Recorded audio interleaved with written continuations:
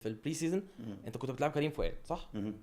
فجأة لان ما كانش جيت- معاك محمد شكري، ماشي بس انت ما كانش جبت معاك علي معلول. انت جيت لعبت واحد لسه جاي عليك. طب ما تدي اللي انت كنت مديله في البري سيزون وكان مأدي. يعني كريم فؤاد مثلا ما كانش وحش، لا كان مأدي، خلاص اديله. لا ليه هو لا؟ انت جايب محمد شكري عشان وهو الوريث الشرعي لعرش علي مش لسه ما معلول خدش وقت والحاجات دي وخالد. كلها، بس هو بيلعب اساسي في سيراميكا طب هو كليوباترا طول طلعه الوقت، كان في منضم الشوط لمنتخب مصر قبل ما يجي له الرباط الصليبي، فهو لاعب معروف، مش هقول لاعب واحد حتى، هو لاعب معروف بقدراته في الباك الشمال على التصويب من بعيد، على الاوفرات، على هل بقى انت فانت شفت مش ده؟ جايب محمد شكري عشان تقعده. انا ما قلتش عادي، ممتاز. بس انا قلت اديله فترته. بمعنى انا مش بقول لك زي كابتن حسام بدري يقعد 9000 ماتش مع بال ما نشوفه في اصل لسه بيتاقلم، لا بس انت بتلعب فتره اعداد، انت خلاص شفت اللعيب.